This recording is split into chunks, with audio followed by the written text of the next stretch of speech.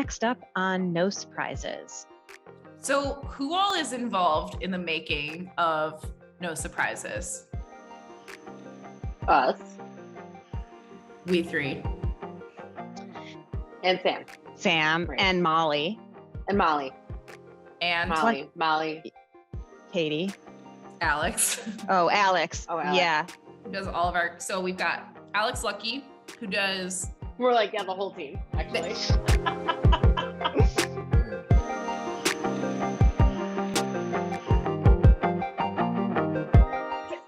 yeah, Wow. I don't know how any of this has a place in our conversation, but I do think that we all are having a good time, and that is And that's all that matters. what matters.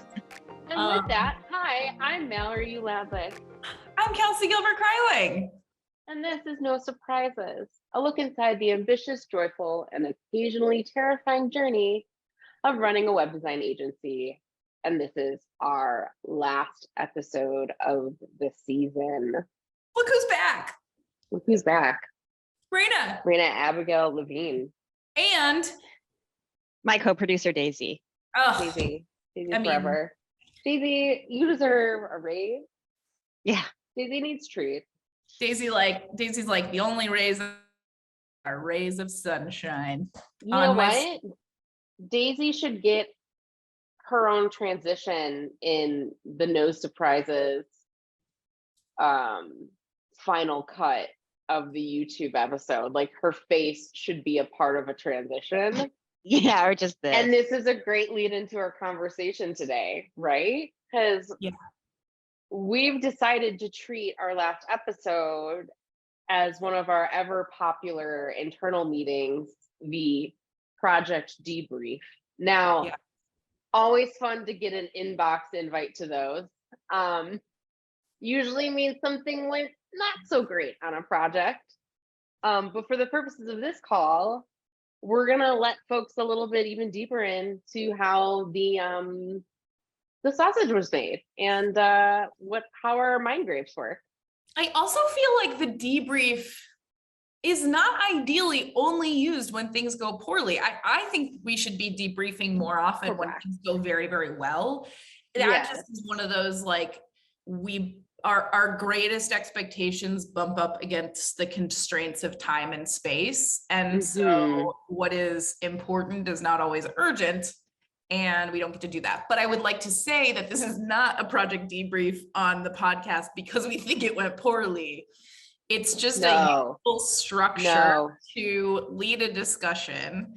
And for context, the way that we typically do that is that we have everyone who is involved in a project, business development, aka me and Katie, project manager, developer, all get together to kind of like just talk about the project, what went well, what could be improved in the future, what have we learned. So I feel like I would like to do a fun little exercise.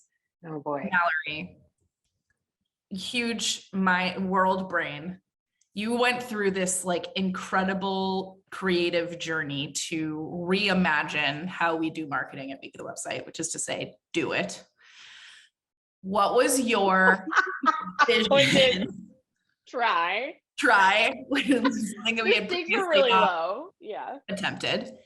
Tell me, like,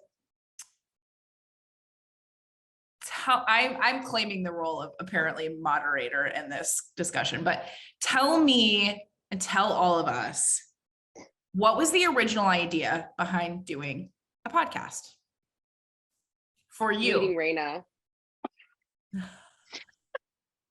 That's so funny that you say that. I see. It's you, Reyna. That's so funny that you say that. I remember very clearly the first conversation that we had.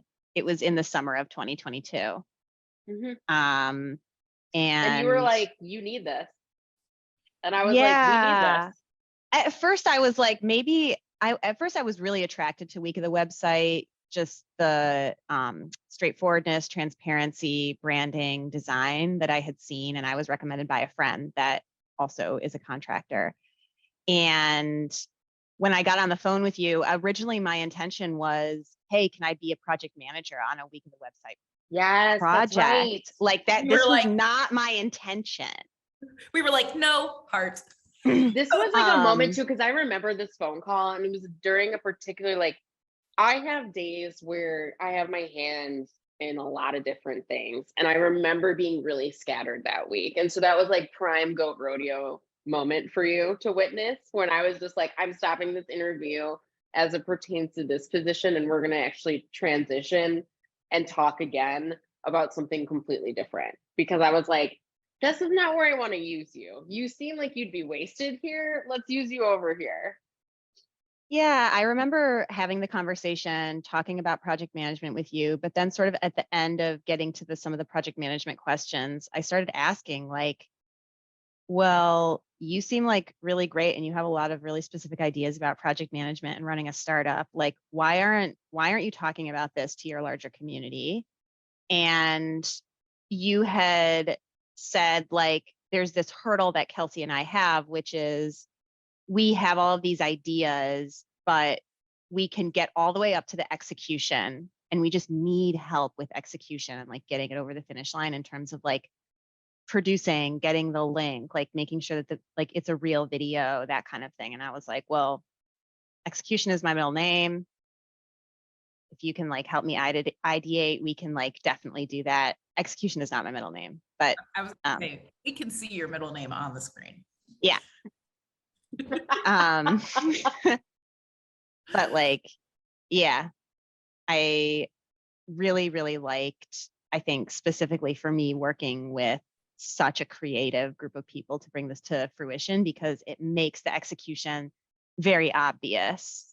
It makes the execution, it's very obvious what has to happen, what clips need to be featured, what ideas need to be brought forth, what needs to be highlighted. So who all is involved in the making of No Surprises? Us. We three. And Sam, right. And Molly. And Molly. And Molly. Katie. Alex. Oh, Alex. Yeah. Who does all of our, so we've got Alex Lucky, who does. We're like, yeah, the whole team, actually. Whole marketing team is a part of this. Yeah, I mean, the whole marketing team, and the marketing team, again, did not exist this time last year. No. Mal, can you tell me, because there was like a point where we realized we must try marketing our skills and our abilities and products. And then I feel like something happened where it felt a little bit like Marvel Cinematic Universe, you seeing 100 years into the future, you know, special effects, and then she writes everything down. You've been crafting this like vision of the marketing story of Week of the Website in 2023. You've been working on this for a really long time. Was there a seed? Was there like an impetus, a spark, something that started the whole Rube Goldberg machine that leads to a podcast?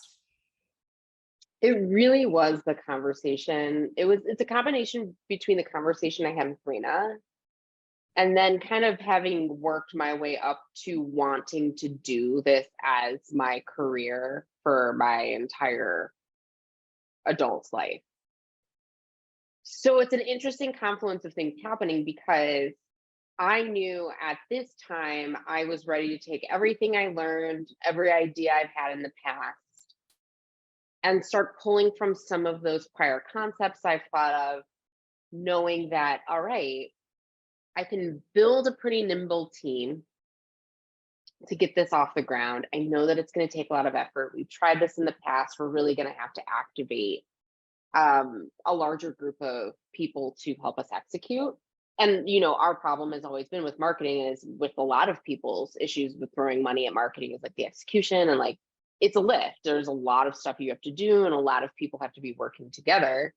But I knew at this point we had developed strong enough relationships with people on the marketing side of things, so that being, you know, between meeting Reyna and then already working with Molly, who is our blog editor, who has a background in editing. We now had Sam on our team, and Sam was going to be like a really big part of getting this done. It is like the most important thing is when you have someone helping, keeping you accountable and keeping track of where you are, because I can't do that anymore. And you know, then we end up bringing extra folks in, like when we brought in Alex, when I was like, okay, I need someone that's going to be integrated in the design of this. And Alex is someone that I had been talking to about this over the last like 4 years. So really our team has been like a baby in my brain since I was like 22 years old. Wow. And I've always wanted to work on marketing because I think it's really interesting. I think I get these things intuitively, but that doesn't matter unless you have a team of people that you bring into the fold that you inherently trust to be able to take your idea and make it better, right? So like I kind of talk about this in like this thought leadership piece I wrote with this airing what it is. It's on the week of trustworthiness, and it's like trust your people, like hire good people. And Kelsey, we talked about this when we were talking about how we scale with our values. It's like, you know, you hire the people who just can get the job done, that you know that you can trust, and you can be like, okay, just go. So like when I brought in Reyna, I was like, I'm not going to have too many comments about this or feedback because I'm not an expert here. And same goes for Molly. And I asked Molly this year to push us harder. I was like, I want you to give us even more feedback on some stuff so that we can get to be stronger writers. And so what ended up happening was, and I'm sorry, I know I realize I'm being a bit long-winded, back to the original question, which is like, so we have Reyna comes in, and I'm like, all right, well, we know that video content is going to be our main content. How do we diffuse this through some of the things that we already have been doing to make it cohesive, relevant, powerful, whatever we can do to get in front of people that also intersect, like you, right? You've got the things that are our values, our priorities, and things that we're actually interested in doing, because otherwise we're not going to be able to follow through on any of it if we're like, I hate doing this. Kelsey, you and I had already done a bunch of public speaking and podcasting. So, and like Molly had already been editing our blog. So it was really like, okay, let's get these two pieces to work together. What if they were companions? And that's what I started to think about. Okay, well, it's really nice to have companion written pieces to video content. And, you know, okay, our two main points of content creation. We've got, you know, our articles, our blog, and we've got our podcast. We now had this positioning where we had pulled out our values, and it made it really easy for us to activate those in specific channels. So then it became how do we disseminate this content? What channels do we pull it through, and how do we show up in those channels, right? Your content 101 type stuff.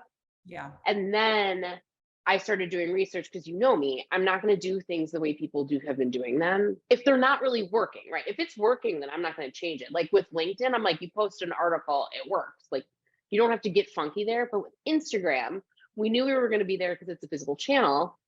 How do we make this work for us? We don't have the ability to create content, visual content on Instagram every day. All right, well, let's take that off the table and make it a static, you know, a static page where it's like a micro site when you go to visit. And I had gotten this idea from someone we can show in the show notes. It was wolf.co, I think it's WLFE. They do a lot of Instagram stuff similar to this. And I heard that, and I was like, yeah, I've been thinking about doing that for a while.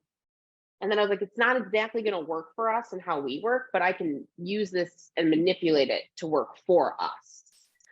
So I've been thinking as we've been talking, I have been actively listening, but you also have inspired a thought, which is like, we theoretically have had great people around us for a very long time that had we like the time, funds, and whatever to do it, we could have been doing this marketing earlier. Do you think there's something to the fact that like now that you and I have stepped back from the doing of the work, it's easier for us to talk about our company's wins because we're not talking about ourselves anymore. Like, we're talking about what the company itself achieves versus promoting a website I built and you PM'd. Yeah, and I also just think that as a whole, like, this is a company now, Mhm. and it kind of just needs this. Yeah. Reyna, Right? is this different than what you had originally imagined when we first started talking about this kind of like collaboration? Yes. I'm not really sure like what I envisioned how it would be, but I think one thing that has been really interesting about this in comparison to other projects I've worked on is oftentimes startups or companies will start marketing or doing marketing efforts before they're really ready. And the thing is, like, you have to do marketing, but I think when companies start to do it too early, they are scratching around for content and they're scratching around for the right people to produce the content. And you had already built this ecosystem, lovingly referred to as the week of the website, a sphere. And it contains like so many amazing people that are so incredibly talented. And not only that, they haven't only been working for Week of the Website for this whole time. They're like bringing their diverse ideas and opinions about working in the world of agencies and the amazing breadth and depth of knowledge like each person brings. Like I as a producer, I had never worked directly. This is so weird, but I had never worked directly with a copywriter like Molly to produce the descriptions and titles. Like oftentimes that had fallen to me. And having someone like Molly who has so much experience writing watch what I've produced and then produce her own description, every time it feels like a gift. Like I produce the piece and then I'm like waiting with bated breath to see when the description shows up in my spreadsheet so that I can read it. And I'm like, it's amazing to see what she's interpreted, like what she pulled out, and it makes the descriptions and therefore the SEO so much better. It makes the content so much richer. And that's just like one of many examples in the production of No Surprises that I was just wowed by. I love that. Yeah, we have a lot, like we said, like Kelsey, when you said who's been working on this, and we're like, oh my God, well, everyone. Yeah. I watched the episodes, Molly watched it. Like, we're all watching these things and we're all pulling our own interpretations out. But we're also, because we are watching it, we have the context. We can interpret it, we can see the commonalities in it, and it only makes our work stronger. Yeah. So that's a really good fun. lead-in, Mallory, to my next question, the hard-hitting facts. Reyna, please tell us, when I yesterday pitched the idea of how we were going to structure this, I was like, let's do this at like we do one of our project recaps where we talk about stuff. And you said, oh yeah, just like. So for those of you out there in the listening sphere who have ever been to Jewish summer camp, whether it is a JCC day camp to your overnight sleepaway Jewish camp, you likely will have participated in a bedtime ritual also known as Roses and Thorns, which is where everyone is tucked into their beds and the counselor or counselor in training comes in and everyone says they're roses and thorns for the day. They're like sort of best and worst things.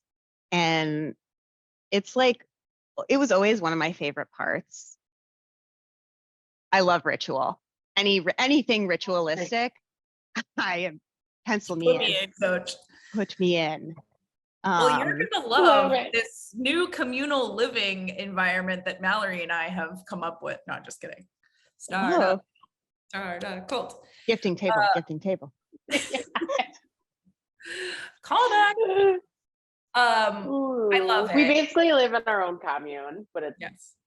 whatever. That's a podcast episode for a different day. All right. Who wants to do their roses and thorns first? I'm not, well, I can go, but it might not be as like buttoned up as like here's my rose and here's my thorn. Okay, how about this? I will take one for the team and I will Okay. go with mine first. And then Okay, Cal. and then you two, this is when I'm at restaurants with people that I know are feeling a little bit indecisive about the menu. I feel like I'm really telling on myself here, but as someone who is pretty decisive and is usually ready to order, I'll put my order in and then I'll like ask some questions like, tell me about X dish. What is this like? What do you have in terms of drinks? Until I sense that the other person is ready to order, and then I will relinquish the floor to them to order. So I'm going to do that for you all now. Oh, Cal. I can't believe I just said that out loud, because now people are going to know if I go to a restaurant with them. God, what was I thinking? And you feel like they're being indecisive. I love this. I actually think it's really helpful. I think it's a kindness. For the record, I do not think of this as something where I'm like, oh God, they're being indecisive. How I usually feel about it is, oh my God, I rushed to order and they're not ready. How can I support them in this moment of stress and tension? Yeah. Yes. Anyway, so my rose and thorns. I'm actually going to go thorns first. My thorn first is that I'm like a pretty self-conscious person. And I think that I have felt very challenged by being like on video and how comfortable I am showing up as like a physical person instead of a disembodied voice.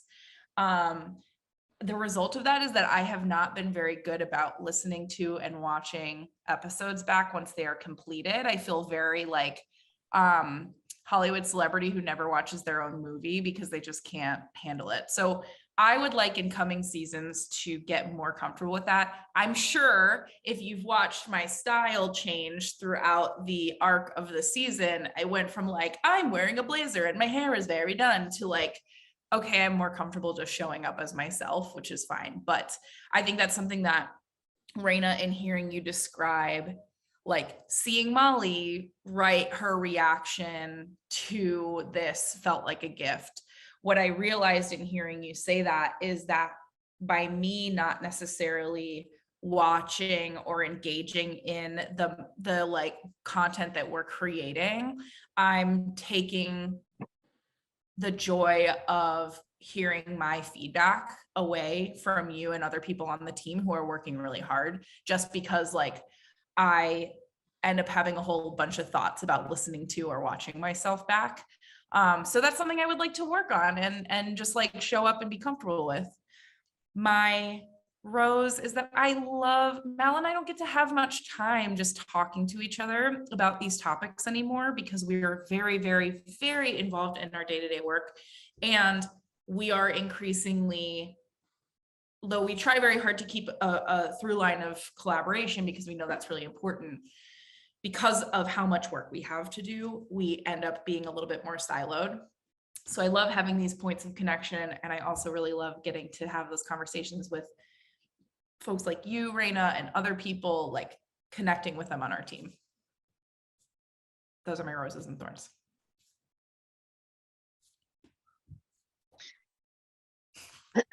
Well, first, like I'd like to say it's very common and very difficult to watch yourself back on screen or listen to yourself. That is a universal experience, and you shouldn't be too hard on yourself. That's it. Thank you. Okay. So tell me about the Manhattan, Reyna. Do you feel like the Manhattan is a dish that a drink that you're known for at this restaurant? No, I can go. Okay. I'll start with the thorn to me, which is for thorns, which is gonna maybe be like hyper specific, and maybe it's gonna be a typical teardown of my own work and like what I like the way that this season unfolded. I think I can give a little context behind my thorn and my rose in this moment, which is this season is meant to be kind of a launch point for us in testing out different methods, conversation styles, software. Like, so one of the things that people don't really know is that behind the scenes, we've actually just been using the season as a means to test and make sure that we can kind of get our hands dirty, get some grappling about what our cadence feels like, what just feels good overall. And then we are going to apply that in a much more real way next season, meaning like guests,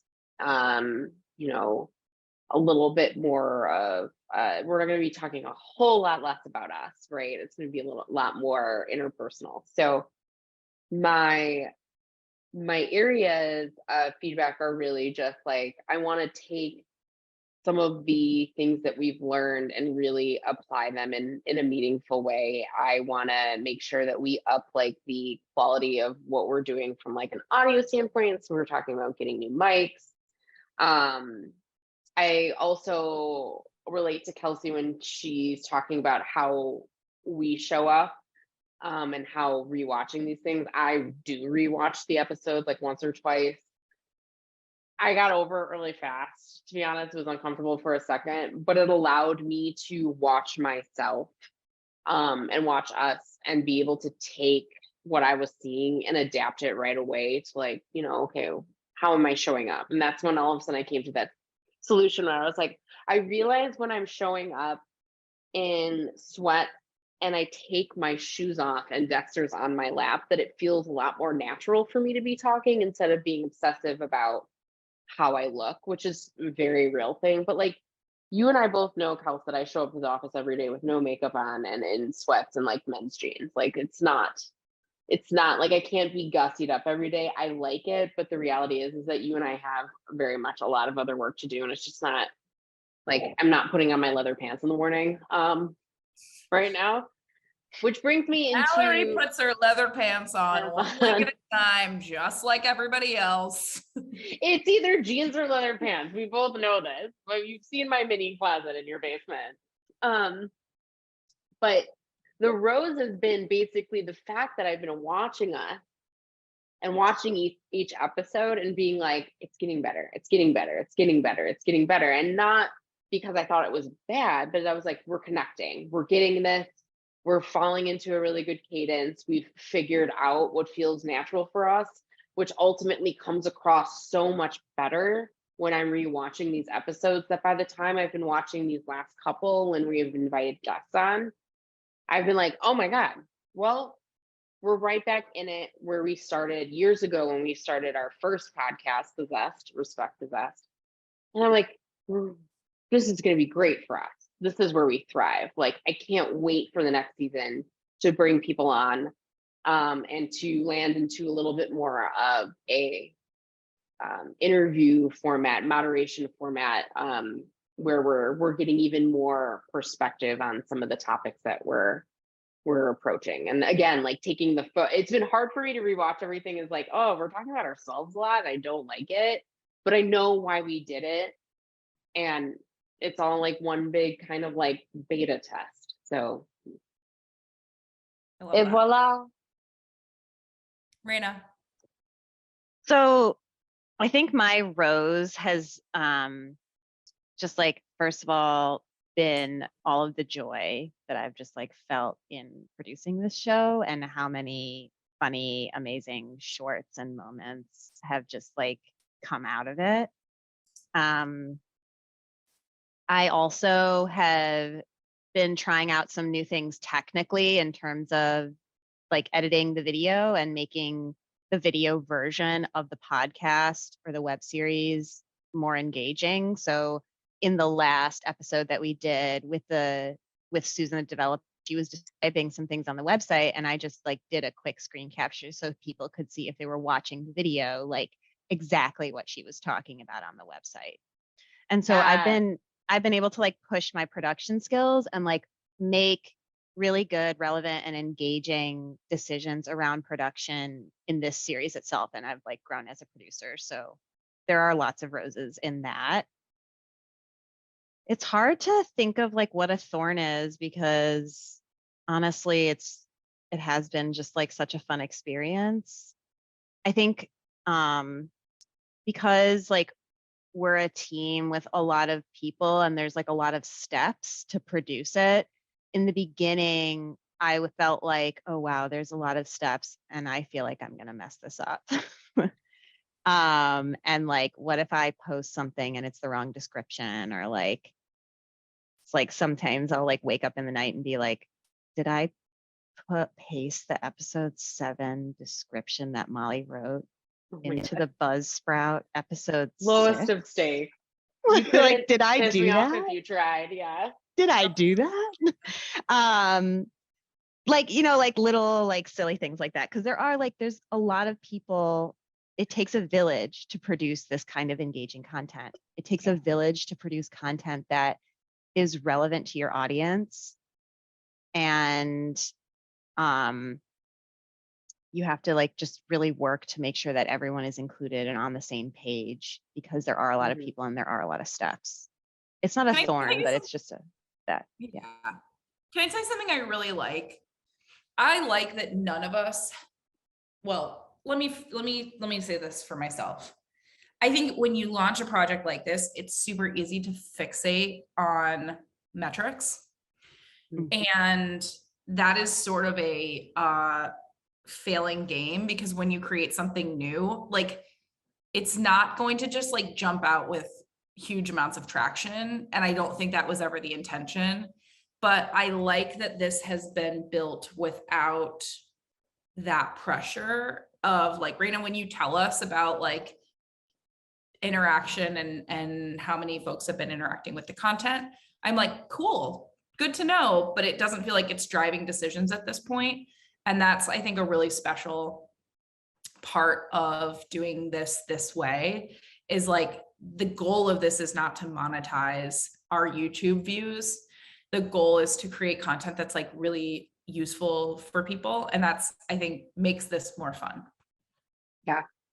I mean, yeah. And also we just have a good time with it. Yeah.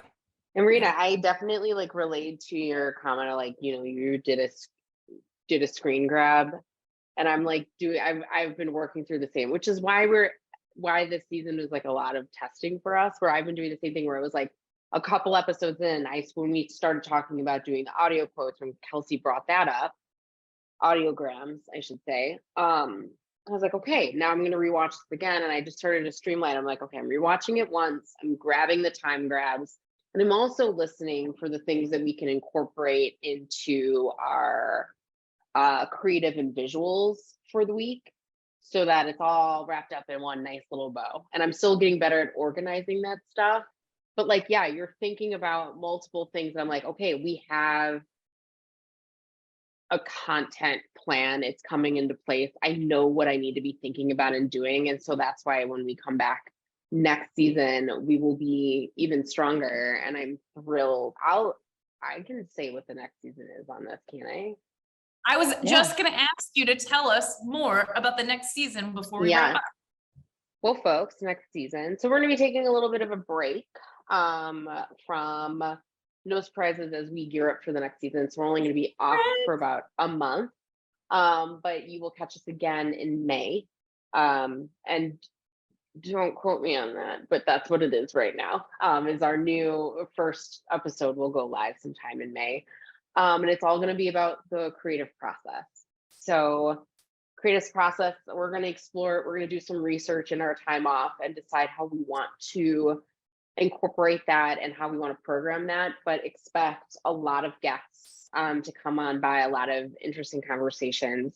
Kelsey and I's love language is doing stuff like this and interviewing people. So we're really excited. Reyna will be back.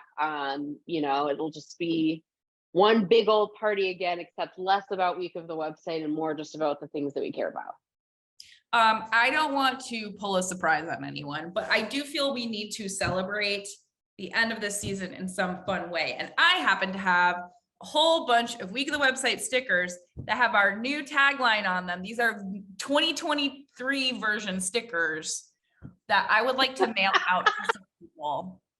So if you listen to this podcast and you're like, I would like a sticker, you know, people like to put them on their water bottles. They put them on their laptops. They give them to their children to stick onto their beautiful wood floors. Just DM us on Instagram. Send us your address and your name, and our fabulous joy coordinator, Sam, will help send you a Week of the Website sticker, maybe 2. I just put mine that I received as a holiday gift on my It Pelican wasn't the only case. gift. Yeah, for It the was- record, it was we not- just it was not the send only people gift. a It sticker. was a sweet. It was like a suite of gifts, but as part of my holiday gift, I received one of those amazing stickers, and I immediately put it on my Pelican case. So if you're a producer or a camera person and you have a Pelican case to carry all of your gear in a hard, secure shell, that's the place. I think this should be a tradition that every last episode I have a new version of a sticker to send to people. What is this, like first anniversary's paper type thing? Yes. Yeah. Paper? Yeah. Season 2 In is 5 seasons, you're all getting watches. Yeah. season 8 is going to be a bumper sticker for your car. It says, my car goes 40 miles per hour, but my website was built in a week. I Yes. love it. I gotta show my assistant Dexter. Let me see if I can get this done. Also, can you show us what your sweatshirt says before we sign off, Mallory? There he is. Oh. Oh, he just was laying so cute. Oh, yes. If things get better with age, then I'm approaching magnificent.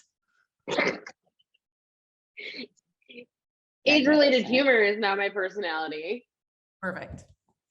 Well, as always, you can find No Surprises on our website, weekofthewebsite.com.